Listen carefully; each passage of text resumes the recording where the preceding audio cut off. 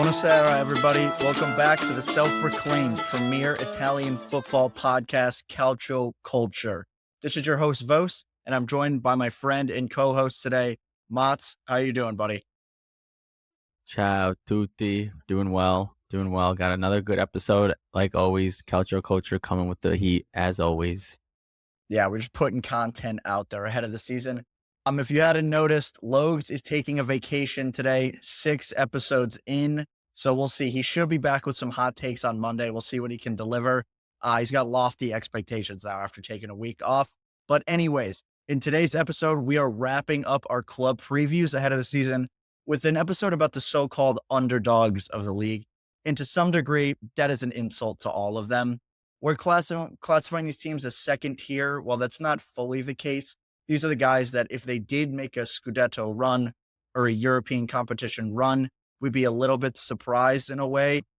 And those teams for you guys are Atalanta, Fiorentina, Lazio, and a new addition in Bologna, who will be playing in the Champions League this year after a phenomenal Serie A campaign last season.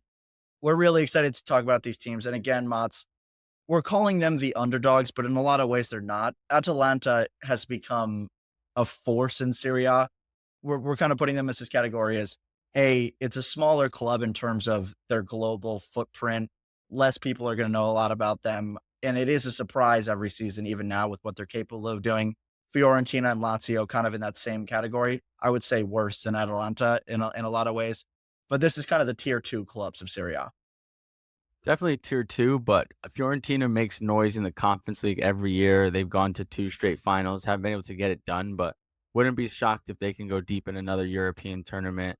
Lazio, always a threat for the Coppa Italia. They're kind of always flirting around that 4th place finish. Some years they can do it, some years they can't. And then, like you said, Bologna, the new addition, obviously going to be very, very new look Bologna, but as you mentioned, a team can always surprise you one year and go on that magical run and the stars align like it did for Bologna last year. So wouldn't be shocked if these guys can do something. That's why we're covering them. But as you did say, definitely second tier for Serie A, correct? 100%. But before all that, as always, guys, we've got our quick shouts for the day. Without Lokes here, Mats is going to have to be kicking it off. What do you got for us today? Quick shout in Turin. This happened, I believe, on Monday. Bremer extended his contract to 2029. Wanted to shout this one out because Bremer extended his contract before the end of last season to 2028. So Bremer's just extending contracts every 6 months, it looks like. One reason why it was beneficial for Juve to do this was because it hired his release clause from 60 mil that was this summer to 70 mil next summer. So if a team wants to buy Bremer, he'll have to activate his release clause. But always good to see Bremer staying in the Serie A. Happy to be at Juventus. This is a beast in the middle of the pitch for them on defense. I'm glad to see him extending. Yeah, it'll be an interesting piece to see how Thiago Motta is going to deploy him this year in the expected back four, 100%. Moving on from that to the other end of the pitch in a striker, a goal scoring player from Lazio today. Castellanos scored an absolute banger in a preseason friendly in Southampton against Southampton. If you guys haven't seen it, go look it up on X, whatever you want to find your highlights on. He's kind of juggling the ball at the top of the box and then just ropes a volley into the top corner. If he can pull that out for the rest of the season, Lazio might be in good shape and replacing Ciro Immobile. Yeah, I mean, it wasn't just a normal volley either. It was like a scissor kick. He was like sideways in the air. It was ridiculous. It was from the top of the 18, very high degree of difficulty, and just buried it. Keeper had no chance. No, literally no chance. It was a picture perfect goal. In all honesty, it was perfect. A couple other friendlies here, Mats. There was a couple big teams that played. Inter got their first loss in a friendly. Once again, guys, it is a friendly, so we're not reading too much into it. Just wanted to give this to you. They lost 2-0 to the Saudi team. Logue's ex-boy from the Villains, Diaby, was able to score a goal for them to give them the lead against 2-0 against Inter. And then Milan Barcelona 2-2, although Milan dominated early, and then when they rotated late on, Barcelona came back to tie. But Milan, once again, it is a friendly, as I just mentioned, but Milan has looked very strong under Fonseca in their friendlies. That was an interesting one, and I'll talk about it for just a second here because we saw a lot of new Fonseca looks to AC Milan. If you didn't watch the game, guys, or didn't see the lineup, Alexis Salamakers was actually playing as the right back, which was very interesting. And Christian Pulisic, as we mentioned, was playing as the 10, which we expected to happen this season. He played well. Again, preseason, I don't fully believe is a true representation of what an actual product will be, but it we'll see. And as Salamakers as a right back, I love.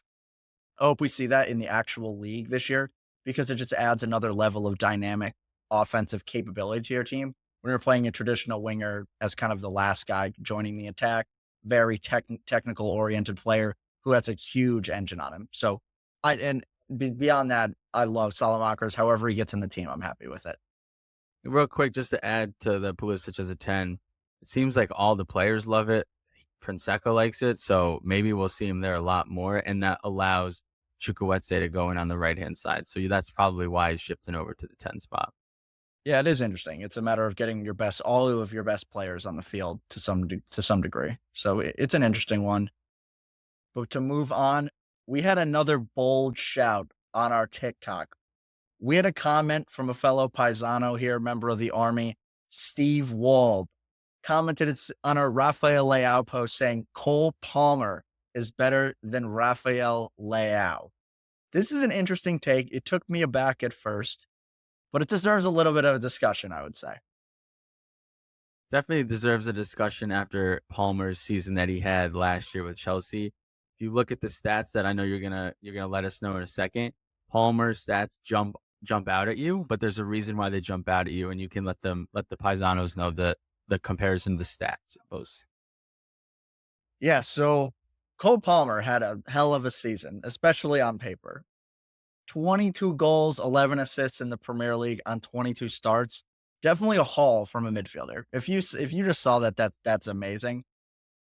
You have to kind of take into account he scored 13 penalties, so that brings him on 9 goals and 11 assists without the penalties. I'm not going to completely disregard that penalties don't count towards your tally, but let's just rein it in a little bit. He was very good this year. He's had one good season, one full Premier League season. I'm not ready to go out and say Cole Palmer is going to be a world beater yet. Once he gets if he has another good season, then I think this discussion will have more legs to it. But to break it down, what Rafael Leao has done in the last 3 years, goals 11, 15, and 9, assists 10, 8, and 9. This guy's consistently producing. Obviously, he's not a 20 goal scorer yet. We might see that to his game this year. But I'm not here to talk about Cole Palmer being better than Rafael Leao until Cole Palmer has done 3 senior league seasons and has a significant output in all 3 seasons. Definitely need to see more from Palmer because he's only had that 1 year on Chelsea that he was getting consistent burn. But what I will say is that Chelsea tend to, like, during the season, they missed a lot of opportunities that Palmer put on a silver platter for them to score. So he also could have had a lot more assists than 11. But I do agree with the penalty. He's a pen merchant. You take away those pens. I don't take all of them away, but take half of them away, and it's a little bit worse. But he had a great year. I just want to see it a little bit more consistently. Right now, I'm giving the edge to Leao. Yeah, I'm giving the edge to Leao right now, and that's almost. I like Cole Palmer. I have no problem with that. And Chelsea is an interesting club to be watching this year. If you guys are also Prem fans, they got a lot of stuff going on that might feed into Cole Palmer, might help him even get better, and then turn some of those expected assists into actual assists. So it should be a big one for Cole Palmer. I guess we'll have to revisit this last year. Thanks for shouting that out, Steve. That was an interesting one. Before we take a short break, just wanted to shout this out. Paisanos, continue to comment. We're going to kind of maybe implement this into our quick shouts where we'll pick 1 or 2 comments that we find interesting to have a discussion about, give you guys a nice tag, let you guys involved in the conversation. So continue to comment, like, subscribe, rate us 5 stars, get involved like we always said, and we'll get you guys involved as well. Good shout there, Mach, to wrap it up. We'll be right back, guys. And we're back from the break, guys, to get into the so-called prosciutto of the episode, the meat of the episode, beginning with our boys in Bergamo, the boys in blue, Atalanta. This is a club and a team that has really defied the odds, and they really have defined that term over the last couple of years. They have been into the late stages of the Champions League. They've been competing in the Serie A. And this journey that they've been on has ultimately concluded with finally getting a European trophy under the belt and winning the Europa League last season. In this whole process and story of Atalanta has started with Gianpiero Gasparini, who has created a style of play that has allowed them to punch above their weight over many seasons and compete with teams that are bigger than them, a bigger budget than in them, and on paper are much better. This is a guy that is, and I'm not going to call them players that people have given up on or players that have underlived expectations. He's a guy that has given people almost a second chance, is the way I've said it. Some guys that are getting older can no longer compete on the best teams. Some guys that had injury problems and people did give up on.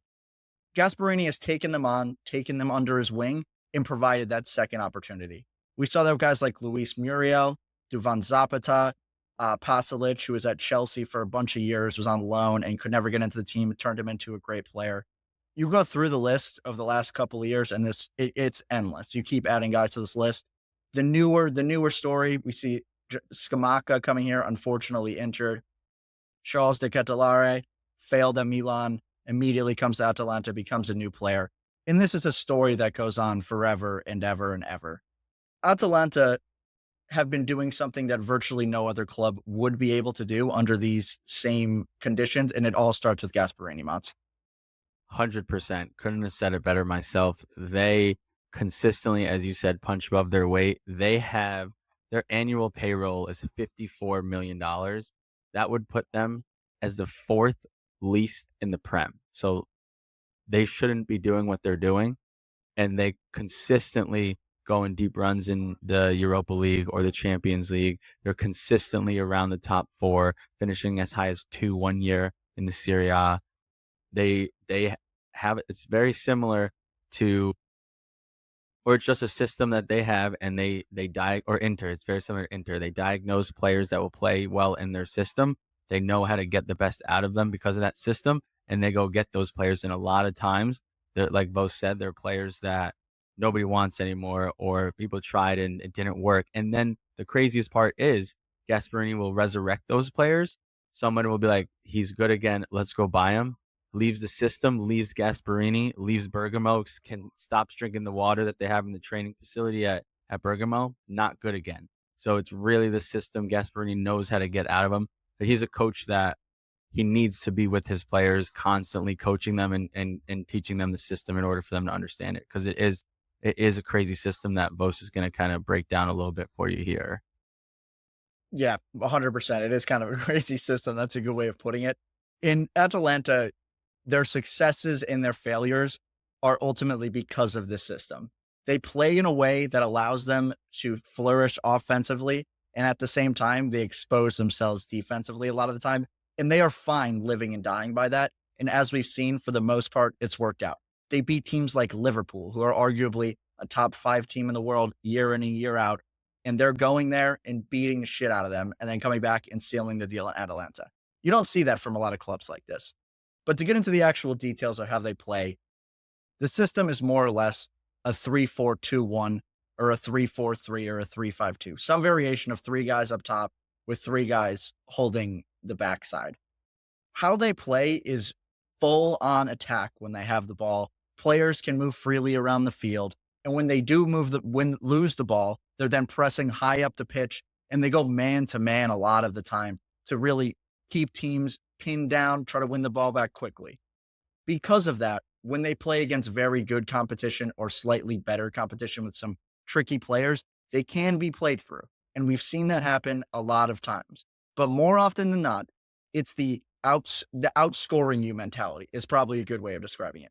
They're going to win games by scoring more goals than you, and they know they're going to concede, and they're fine with it. And they have identified players in the midfield, the wing back positions, in the center back positions that can compete in this style where you need to be very athletic, you need to chase people down, and then they then pair that with the attacking group that they have which is a combination of creativity, trickiness, and ruthless finishing. We saw that in Duvan Zapata. We saw it in Luis Muriel. The new iteration is Scamacca, who was phenomenal last season. Unfortunately, out this year, they're bringing in a guy to replace him. And this is just a system that has worked, and I would expect it to continue to work. If they break into the top four this season, I wouldn't be surprised at all. I wouldn't be surprised at all either. As you mentioned, though, they do live and die by it. I like to see that you win games by it. Don't change your system for the other team. Make the other team adjust to you. Take the game to them. But because of that, they, like you said, they can kind of make themselves open down the middle, and that's one of the reasons why they lost the Coppa Italia is because that man to man style that they play. So if a striker maybe drops into like a 10 area, that center back's going to go with him, and it leaves a very big space behind him. And that's exactly what happened on the goal for Juve. But then you have the flip side of it in the Europa League final against Leverkusen. Leverkusen had no idea what to do. They were getting closed down on the ball 2 seconds after their first touch. They didn't know what outlets to go to because Atalanta was pressuring them at every turn, every pass, every single time. They lost the ball and they wanted it back. And that was Leverkusen's only loss of the season because they had no idea what to do with that pressure. So it can help you. And they won that game, what, 3-0? And Lookman had a hat trick, who's another name that we haven't even mentioned that Gasperini was able to resurrect. But they're constant go, go, go. We want the ball. We're gonna press. We're gonna live and die by the system. And they've been living by it for a long time now. And as you mentioned, Gasperini finally got that trophy that he's been chasing, because he was one of the managers that was consistently winning but never could get that trophy. And he finally got that trophy last year with the Europa League final. I'm very happy for him. I'm happy for the city of Bergamo. And on the back of last season, this may have become a club that when people draw them in European competitions, now they're scared. That's how terrifying they were to play against last year. And as Serie A fans, we've all known, like, when you go to play Atalanta, you don't know what's going to happen. And ultimately, we may have gotten to the point now where teams are afraid to play them.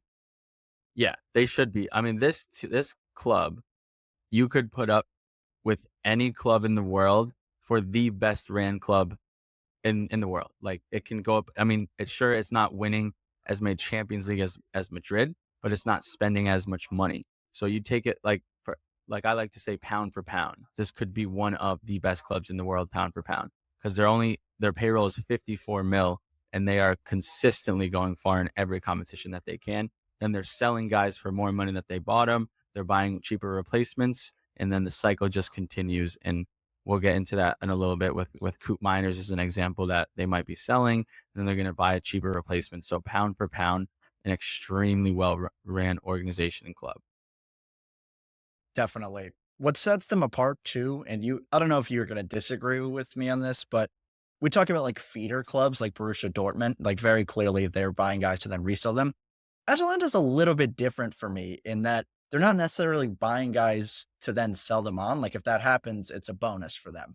They're more so identifying undervalued pieces of the market almost that they then think, okay, we can get something out of them, even if we don't end up like Duvan Zapata is probably the best example, like an Atalanta guy.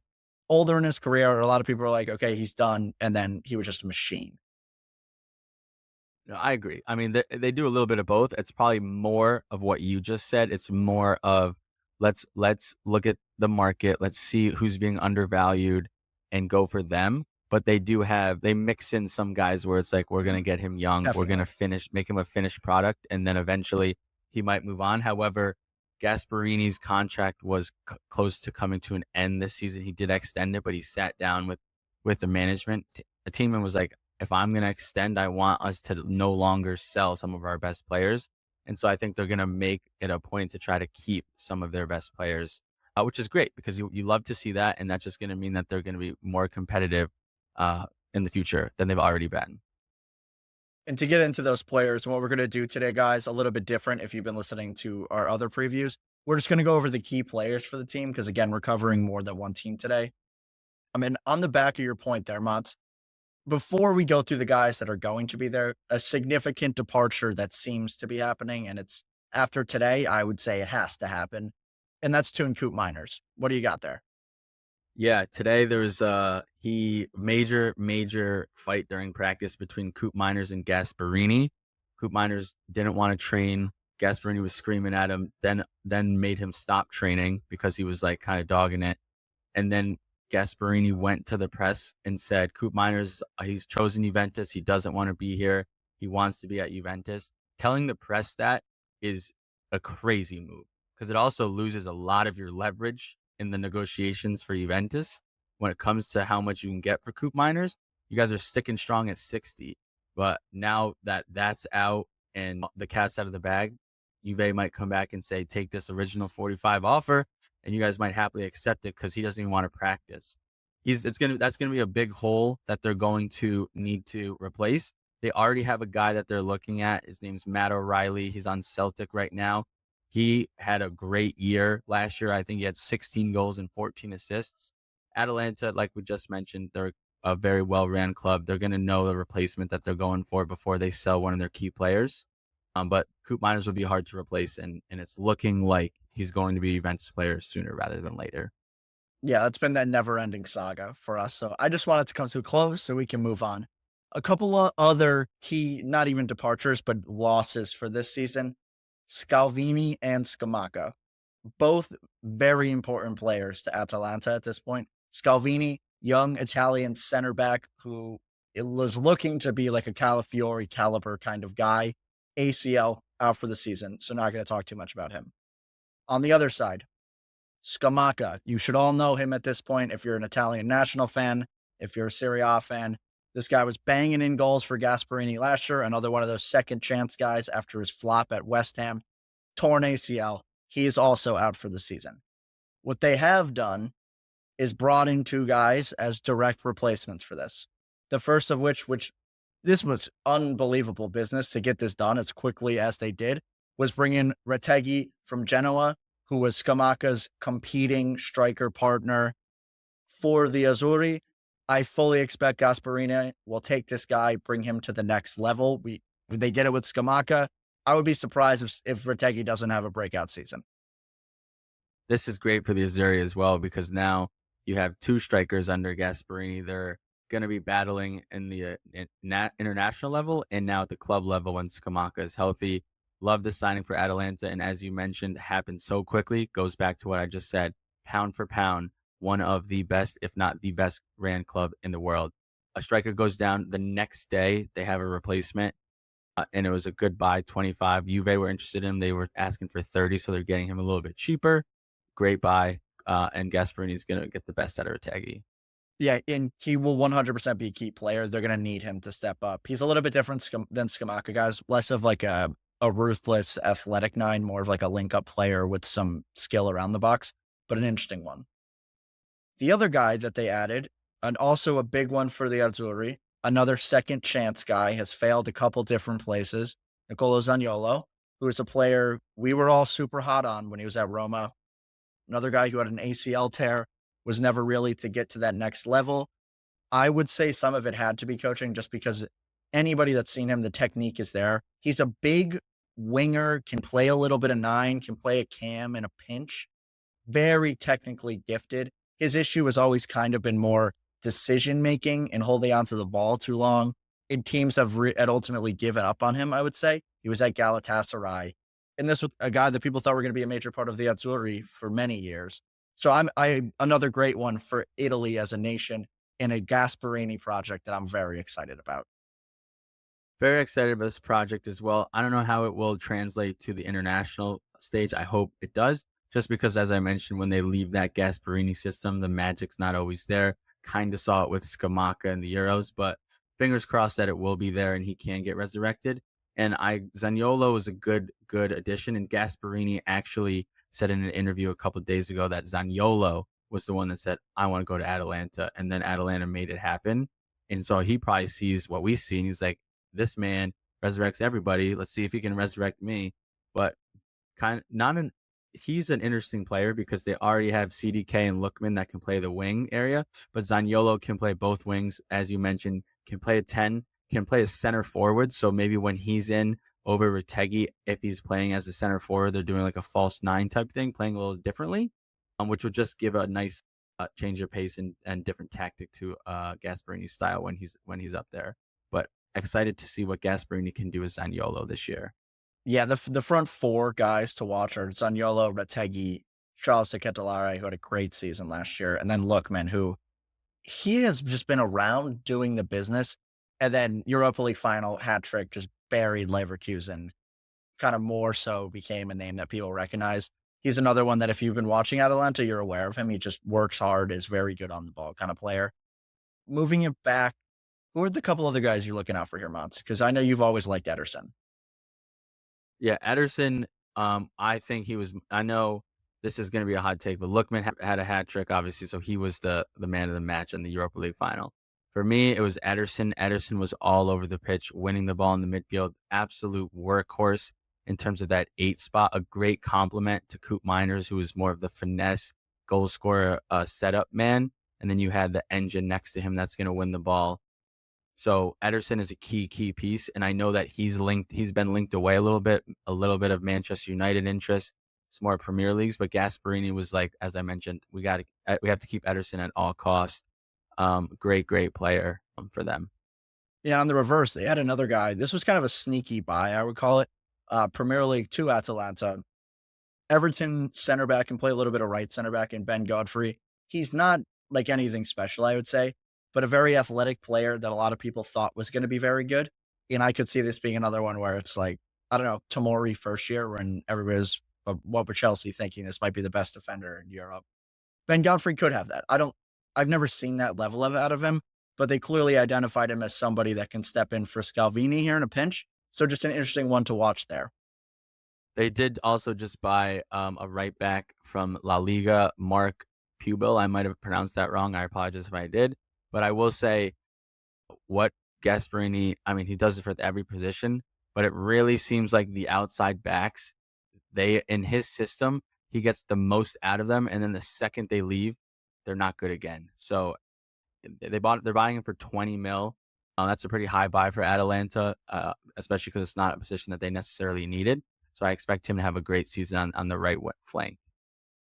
Awesome. Awesome. That's the squad review. Quickly, months. Successful season for Atalanta. I have an interesting take for you, but I'll let you begin it. Yeah. I mean, I'm sticking with my theme. This is going to be the 5th or maybe 6th team I that think I'm it's six. saying. I think it's I six. mean, they just got a Europa League final. They are probably going to lose Coop Miners, which is a big loss unless they can replace him. But Gasperini said it himself. He's like, listen, I'm ready to take the next step with this club. I want us to keep our players. The next step is consistent top 4. Now then, the Champions League, different beast than the Europa League, but they did play a lot of Champion League level teams in their run to the Europa League, like Leverkusen and Liverpool. So get out of the group stage or the league stage for Champions League, and then top 4 would be a successful season for me. In And my far in the mind, Copa. they can take this in two directions. Because they are playing in 3 competitions, they definitely don't have the squad to commit to winning all 3. What my guess is, and this is just based off of what they've done, is they're going to try to win the Champions League. That's what I honestly think Gasparini is thinking. We can go and win the Champions League. When they made their run and they went out to PSG, they probably should have won that game. And then Definitely should have next won it. thing you know, they could have been in a Champions League final. And we would be talking about it as Atalanta, the craziest run in Champions League history to some degree. Yeah. So in my mind, my guess is that Gasparini is going to say, we're getting to at least the semifinal of the Champions League and we're going to try to win it. And then we're going to try to be top 5 in the league. We're not overly concerned there. I would love that. And I will say, to piggyback off that take, he is so set on beating Real Madrid on August 14th for that what's that called? The Super Cup. The Super Cup. He is like, so there was a rumor, and I don't know how true this was because I don't know why Juventus would agree to this, but there was a rumor that they accepted the bid for Juventus's bid for Coop Miners, but the stipulation was Coop Miners plays in the Super Cup on August 14th. I don't know why Juventus would accept it, risk an injury, but everything that I'm hearing and reading in Bergamo is that every player besides Coop Miners is absolutely locked in for August 14th to beat Real Madrid. And so I don't think that that's such a crazy take, you thinking that they're going to push all their chips in for the Champions League. I would love it. But moving on from Bergamo, we're going to go to Florence. That's a city dear to Logs' heart. I don't know why he's not here repping the purple kit. They got a new manager, Mats, in Palladino. Yeah, Palladino's a great manager. He managed Monza for the last 2 years. The games that I would watch for Monza were obviously when they played Juventus, and Monza, I mean, once again, had Allegri, played terrible soccer. Monza played beautiful soccer. They They passed did. it all around Juventus's team. They beat Juve in Turin in the Allianz Stadium 2-1 or 3-1 one year. So Palladino is a great coach. They needed to replace their last coach, Italiano, with somebody who plays attractive soccer, because Italiano plays attractive soccer and tend to overachieve. So Palladino's got some big shoes that he needs to fill. But I love this signing. Young team, can grow with them and can implement a similar style of play. So the Florence fans will be used to the possession style that he likes to run. Yeah, and that's really required of Fiorentina at this point. They're big enough of a club where I would say their fans expect them to compete in every game. And as we saw, they got to a European final last year again that they probably could have won. They were definitely the better team on paper. I would say most people would agree. It was kind of unfortunate that the game was basically a home game for Olympiacos when it was in Athens. But again, this is another one that could have been a different story here if Fiorentina win that game. We're talking about them a little bit differently.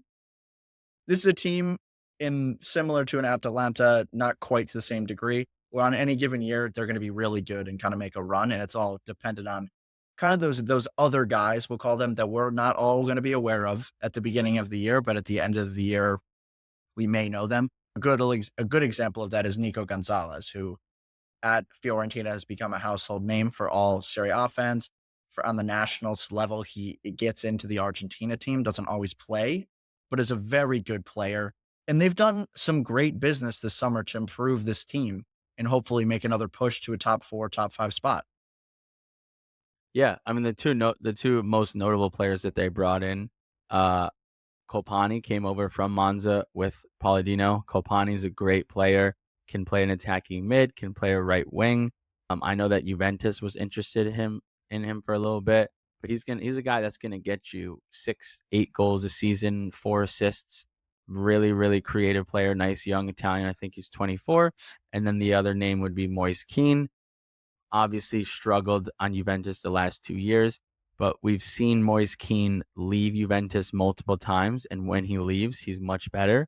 He had a great stint a long time ago on PSG. He played well for Everton, and so it could just be those bright lights of Juve, the pressure that gets to him. I know he scored in the friendly the other day for Fiorentina, so I have high hopes for Moise Kean to hopefully he can find his old form and can be a 12, 14 goal guy again. Yeah, for me, Moise Keane is a guy I was always hot on, and he unfortunately let me down time and time again. I always wanted him to succeed. I thought he had all the capability of succeeding. On this Fiorentina team, I could see him being like a 10 to 12 goal guy. And that would be, I would say that's a success for them if they get that out of him. I'm not 100% sure we are going to see that from him. And on Kolpani, I love Kolpani. He's a very versatile player. I think you can play him as a nine when you need. You can play as him a wing. You can play him as a midfielder. And they lost a guy last year in Bonaventura who had an overachieving season and was phenomenal at the beginning of the year, was scoring, assisting, was just crushing it. So that was an area that needed to replace. And my guess is they think that Kolpani will be able to put out that kind of production that they lost with Bonaventura, and that's really what the idea was there. And then there's one other guy that they were able to bring in from Genoa that you're a fan of, Mats. Or he's not Yeah, in so yet. They think he's yeah, coming in. he's coming in. So Genoa said we don't want to let him go until we have a replacement, which I'll also say this. If Genoa lets go of Retegui and Gudmundsson, that's going to be two very large holes to replace for them. But that's who we're alluding to is Gudmundsson. He is heavily linked to Fiorentina on a $7 million loan first season, and then next season $18 million obligation to buy. This is a great, great addition to the team. He can play attacking mid. He can also play striker. He was in the Serie A team of the year last year. I believe he had 10 goals and 10 assists. He is, what is he, Iceland? I believe he's Iceland for his national team, and he translate his games to the national team and can carry Iceland to a lot of wins as well. So kind of a guy that has been doing it by himself for a lot of years, and now you're going to surround him with a lot of talent. So expect another great season from him if this move does become concrete.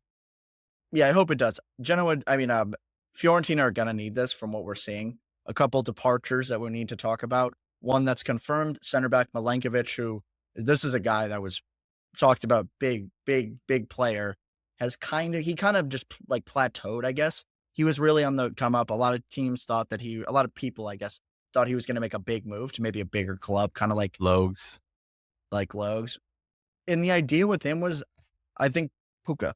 I think people thought he was going to kind of end up being like a Skriniar level player, and he never got there. He's ultimately out. Is a big loss for Fiorentina, regardless. He was a solid piece for them. A bigger deal that we don't know what's going to happen yet, and if they do lose this guy, they're definitely in trouble. And that's Nico Gonzalez. Last year, leading goal scored in the league for them, 12 goals, 2 assists from a winger slash midfielder. That's really hard to replace. Yeah, that's gonna be a tough one. Once again, also linked with Atalanta and Juventus. This will be a very, very tough one to replace because he's been so consistent there for so long.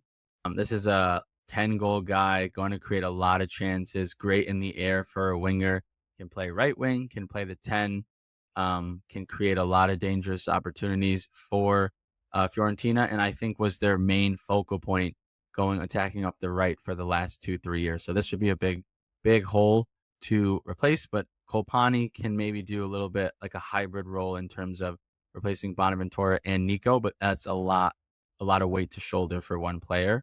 Yeah, So we'll have to see. that's 20 goals and 5 assists between Bonaventura and Nico Gonzalez. That would be a lot to replace. And we're not even talking about those two guys, or at least Nico, like never comes out. So Yeah. Yeah. And just on Nico Gonzalez, before we get to kind of the successful season for Fiorentina, I'm really happy that the move is staying in Serie A. This is a guy that definitely could have gone basically to any club to a large degree. And saying I want to go to Atalanta or Juve is phenomenal for the league. mhm. I think it's because both of those are in the both of those teams are in the Champions League. So he's been like I mentioned earlier, Fiorentina went to 2 Conference League finals in a row. He was obviously one of the main focal points Mhm. for those runs. So he's like, listen, I've done this. I think I'm ready for that next step, whether it be at Atalanta that maybe aren't going to be consistently in the Champions League, but at least I'm playing it. And then hopefully if he goes to Juve, we're going to be consistently in the Champions League year in and year out. Yeah, he's been around so long. I thought he was older. He's only 26. So I mean, 26, yeah. he's got a long career left regardless of where he goes. I think he'd be great at either club, to be honest. So I'm He's happy with the needed move. at Juve at I think he would be great at Atalanta, but they're having a surplus of players, but they are playing in all 3 competitions, so makes sense why they need all these rotation guys. If Atalanta, this is a bold take. If Atalanta get Nico Gonzalez, they are getting to at least the quarterfinal of the Champions League. I think that adds that degree of that like class to their team that they need. And it realistically would be a Tunku Miners replacement.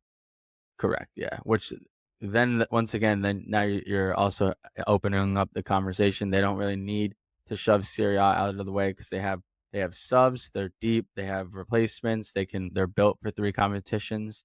It'll be real interesting if he goes there. And perfect segue. Successful season, Mots. What is it for Fiorentina, who last year finished 8th, and that was with Napoli finishing below them. Granted, Yeah. Bologna in 5th. So it's tough to jump up in the league. We keep saying it, how competitive the Serie A is going to be. And as you go through team after team after team, everybody is battling for top 10 at this point. I know it's going to be an amazing, amazing Serie A, and we can't wait to cover it with you, Paisanos. But this is a tough one because Fiorentina have been overachieving year in and year out under Italiano. The Florence fans are gonna expect pretty consistent results that they've had the last 3 years. So for them to for it to be a successful season, I would think you would wanna be right around where you finished last year, 7 or 8, and another deep conference league run. Mm. However, I do not think that happens with this team, unfortunately. I think that they can finish 7 or 8, in the Serie A because that's what they've been consistently done over the last 4 or 5 years, but I do not think they get to another conference league final. I think they get knocked out early, and that might allow them to focus more on that Serie A and finishing maybe 7, maybe being able to go on a magical run 6 and 5, having that one competition to focus on. I agree. They're gonna have difficulty making another run. I think the Italiano loss is going to become a bigger deal as the season go on, and I think everybody's gonna see how good of a coach he actually is, if you don't already know. When I look at this table, for them, I I would say what they're striving for is a Europa League berth next year, right? Like that's 6, 7 or 8. 7, yeah, 6, 7, 7 or 8, 8 yeah. realistically. And even that is gonna be a battle for them. Of the 4 teams we're talking about today, I don't it's tough to put them. I mean, Atalanta is by far the best, but Fiorentina for me, they don't have all the pieces they need, and if they lose Nico Gonzalez, they're in a lot of trouble. They lose their 2 top goal Yeah. scorers, and I don't know how you come back from that really. That's very difficult. So I'd say if they can get a Europa League spot, they are going to be thrilled with it, and they may get knocked out very early in Europe. I'm not sure. It's Um, gonna be such a fun season to watch, man. yeah, it is. I can't wait. Thank God we've got Coppa Italia on Saturday with Napoli. Can't wait for it. Yeah, agreed. Which We're gonna also we have a little we assume that there's not gonna be a halftime report for the Coppa Italia because it's Saturday, 1, and it is Napoli versus, Serie B or Serie C team. yeah, Once Modena. again, we're gonna continue preaching it, paisanos, until it happens. We are firm believers in speaking things into existence, and that thing that we're speaking into existence is CBS, more specifically Paramount Plus. You need a B team, you need a C team, you need more than just an A team for these halftime reports. There's a lot of games that you guys cover. You guys are covering the Europa League, the Champions League, Serie A, Coppa Italia. We Conference are League here. now. Conference League, Calcio Culture is here. We are more than happy to host a halftime show for you guys. Just give us a call. We'll try out. We'll do it, whatever we got to do. We're here. Reach out to us at Calcio Culture FC on all the socials, Paramount Plus, CBS execs. We're gonna take a quick break, guys. When we get back, we're gonna round out the last 2 teams we're talking about today. We are back from the break, guys, going to the eternal city of Rome to talk about the blue side of the Stadio Olimpico in Lazio. This is a team, for me, that always underperforms the squad that they've had.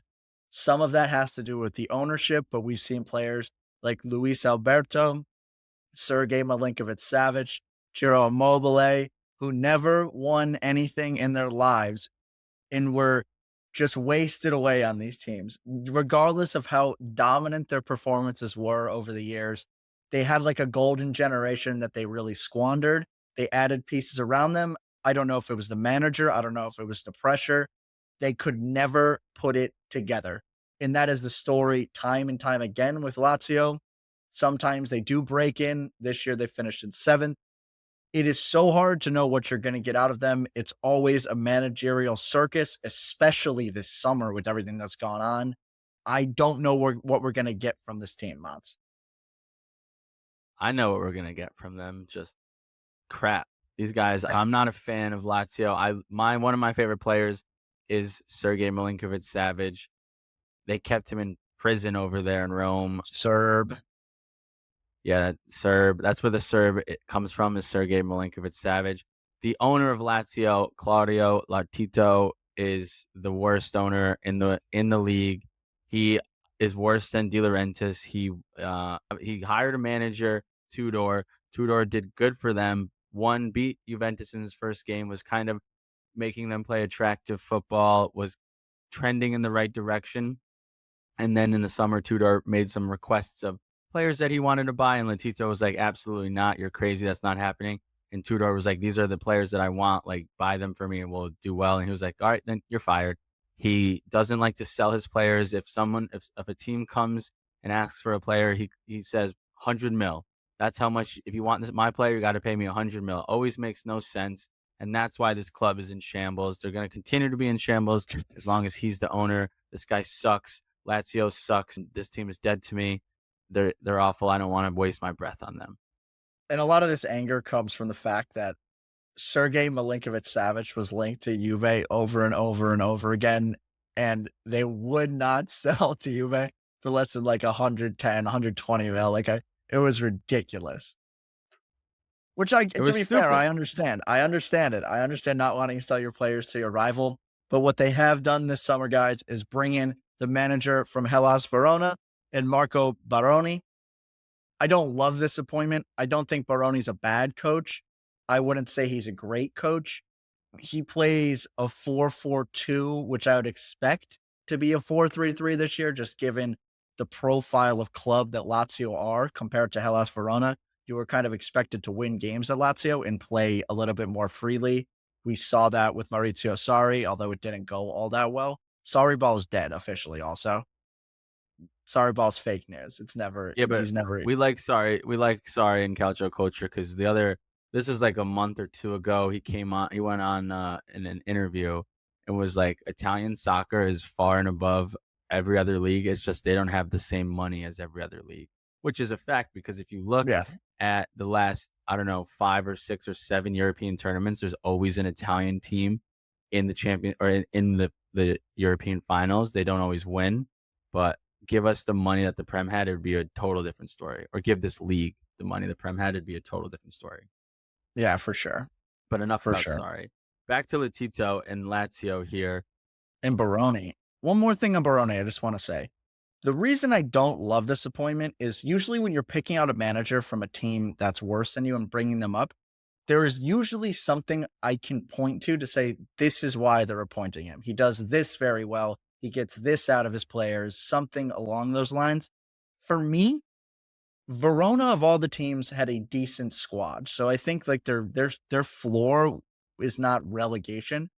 In Baroni's Verona conceded a lot of goals and didn't score a lot of goals. So I don't know what Lazio are expecting out of this appointment is my issue. You went from Maurizio Sarri to Tudor to now this. What are you trying to achieve? I don't know. And that's what I'll bothers tell me. you what, it's Let's hear I'll it. tell you, Let's it's hear it. Latito can bully this guy. He's not going to say anything. Latito's going to be like, "This is a player that you get, and you shut up." And he's Baroni's going to be like, "Thank you, Latito." And Latito's like, "Good. This is my team. I do what I want, and I'm going to build it, and you're not going to do anything besides like the tactical stuff, and it's not going to work. They're going to be bad. I hope they finish in the 10 spot. That's a successful season for these guys. 10, not getting relegated this year. Fuck Okay, this well, team." getting into Baroni's players, because I have to say, this was a difficult offseason. Notable departures: Luis Alberto, Ciro Immobile, and Felipe Anderson. Those are three of Those the are best players that have been on Lazio in the last 20 years. And this is also coming off of the first year without Sergei Milinkovic-Savic, and they really haven't done a lot to bring in new guys to replace these notable players. So that's another one that I'm very worried about in terms of Baroni doesn't have the best squad to even play with here. No. Yeah. I mean, those are three of their, let's call it what, titans of the last 5 years. I These know we use that even word for beyond the center backs, Lazio level, pillars. these were great Serie A players, period. Some of the best players in the league Period. to a Yeah, large degree. and they were pillars of their foundation for a long time. And obviously, they're all on the older side, so that's why they left. But not replacing them with like anybody really is just setting your team up and your manager up for failure. Classic Latito move. I don't know how, like, they had some good players like Zakanya. He's good. He hasn't really found his form since Sarri left though. Gunduzi, not a terrible player, kind of like a poor man's Rabiot. Ravella was really good. I thought that he was going to play better, but like Yeah. couldn't find his form under the manager carousel last season. Maybe he can get better this season, but not a whole lot of promise from these guys.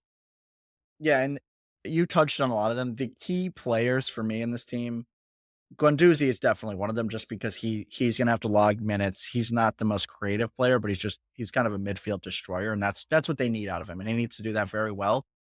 But Nicolo Ravella, for them to be good, he needs to start hitting the levels that people thought he was capable of doing.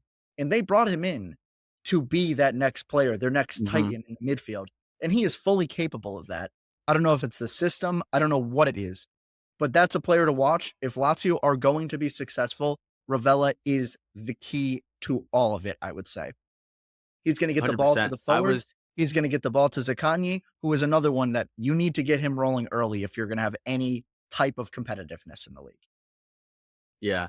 I was pretty upset when Juventus sold him. They got him on a great buy. I think they bought him for 18 mil total. Ravella is a very, very good player. I don't know if it's because maybe they don't have the best players around him. Like you said, maybe the system, the manager carousel. But if they want to be good, Ravella needs to find that form that we all know he's capable of. But hey, The maybe other, there. Who was that? Who was their striker that scored that yeah, that disgusting goal this today? is the next guy I want to talk about. Tati Castellanos. He is the striker that they brought in. He played last year.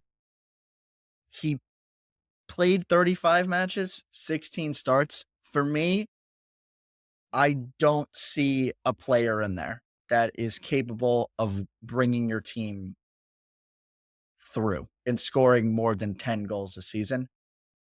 Last year, he put in 4. He's in a build of somebody you notice him on the field and like, "Oh, this guy has to be so good."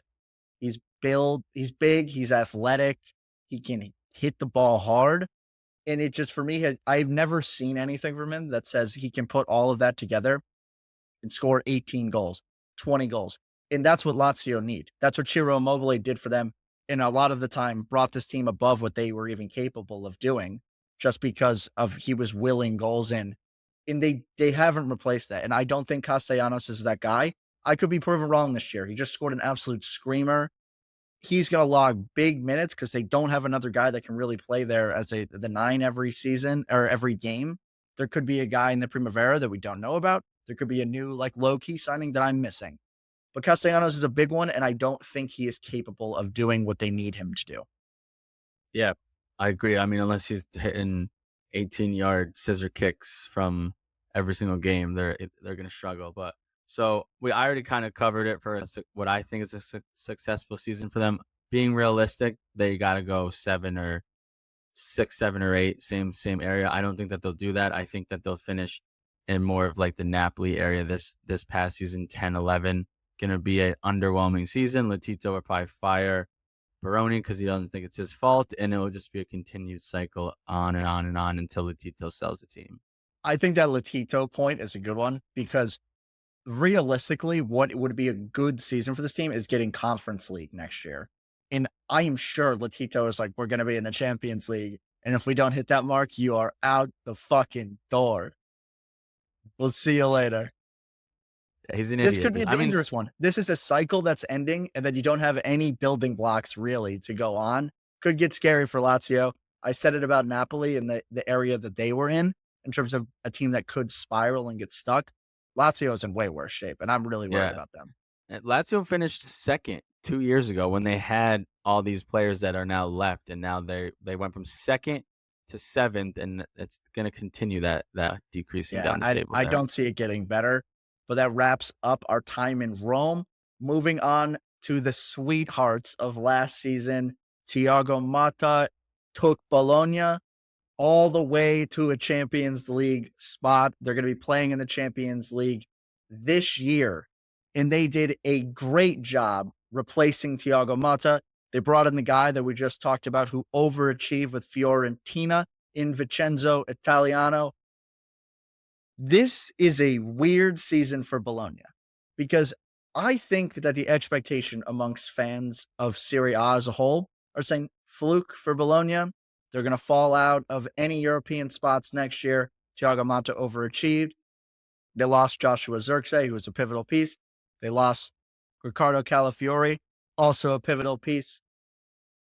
I'm not sure that's going to happen. Italiano is a very good coach, and they've kept a lot of good players. People thought this squad was going to get poached a lot more than it has. What are your thoughts? I mean, Italiano has overachieved everywhere he's went. So that was a great hire by them. A big shoes to fill in Thiago Motta leaving, but who better than Italiano, because he's been to 2 Conference League finals with Fiorentina, consistently around that 6th spot with that roster. And as you mentioned, sure, they lost Xerxes and Calafiori. Those are gonna be huge losses, right? But I would argue that nobody Xerxes, maybe people would know. Nobody knew who Calafiori was last season. So you have to give credit to their technical director, Giovanni Sartori. I think I pronounced that right. I could have pronounced Sartori? that wrong. Sartori, there it is. He used to be the technical director for Atalanta, so this guy's been doing it for years and years and years. Fantastic at um, scouting players, and then bringing them in and kind of like Gasperini, getting the most out of them within the system that they run. Italiano's system is pretty similar to Thiago Motta, so it's not going to be a big adjustment. Period is probably looking for similar play styles in the guys they're bringing in. And as I mentioned, all of these guys, if last year at the start of the season, if you would have said Bologna were to finish 5th, you would have said, if I were to tell you that, you would have said I'm crazy. If I were to tell you that Calafiori was going to be bought by Arsenal for 50 mil, you would have said no chance. Same with Xerxes. And Doyne is now worth 30 mil. Freuler's finding in the twilight of his career his old form. And so you got to just hand it to them. They can get guys that can overachieve. So I agree. I don't think that it's going to be, I think that they will struggle in the Champions League just because it is a Champions League. But I think that they can hold their own in the Serie A because Italiano knows the league, and he gets results. The other aspect of this that I love about Italiano taking this role is he took this knowing that Bologna necessarily wasn't the strongest squad. Like, he could have gone to Lazio, he could have gone to a bunch of different teams with better squads. He wanted to be in the Champions League. And the other thing that he has so much experience in is managing 3 competitions with a squad that's not really built for 3 competitions. And that's exactly what he's got at Bologna. Arguably some better players though than he even had at Fiorentina when you go through the team. You've been preaching this all summer long, ever since everybody's been hitting on Bologna, mashing how they're not going to be able to do this next year. Nobody knew any of these players going into the season, and Italiano has a chance to do that again. Bring some new guys through to replace these greats that came through, and we don't really have a reason to think that's not going to happen at this point. This is a great squad. They've kept most of the bones of it. Again, we talk about Xerxes and Calafiori, but there's no reason they can't do this again. Yeah. And I mean, Satori, it was the same thing with Sartori, Atalanta. yeah. Nobody knew who Atalanta players were until we knew who they were, because they were playing extremely well. And would I go even a step further? I know this was last season. It was Thiago Motta's system, not Italiano's, but there was something to be said that these players weren't just playing well under Thiago Motta in that system. They went to their international teams and balled out in the Euros. And Doyne was great for Swiss. Freuler was great for Swiss. So it's like they're not just good players because they're in the system. They're just flat out good players. So I think that they'll struggle in the Champions League because that's a different beast. But in this Serie A, and if they do struggle in the Champions League, I think they could make some noise in the Europa League if they get to that point, depending on how their Champions League qualification goes. But they can make some noise if they drop into that Europa League spot, because Italiano knows how to, like you said, manage 3 competitions, win games.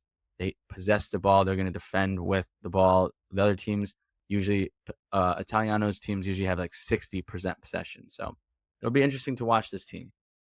Yeah, 100%. Were there any other players you want to touch on, or do you want to just go through successful season? I'm good with just a successful season. Yeah, I would just say, actually, Doyne and Freuler, I would say, are 2 of like the really key ones and to this team for me. yeah, but they had the backup goalie for Poland who saved like 20 shots against France. He was great. And then they have a very good center back who I think is super underrated in Lukumi. Colombian center back, great with his feet. Kind of did a lot of what Calafiori did, just didn't get the hype because didn't do it in the Euros.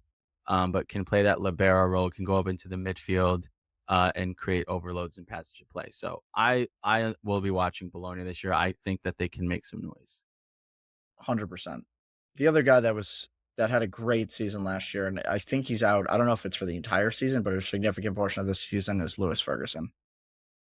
Oh yeah, he tore his ACL. Yeah, he's out. Yeah. So that Yeah. that is a big loss that I almost overlooked there. He was phenomenal last year. He was linked to a lot of teams. So that's unfortunate. That is going to be those are the guys that you kind of they need to identify players in Xerxes, Calafiori, and Ferguson. How are we replacing them? If they do that correctly, we have no reason to believe Sartori won't.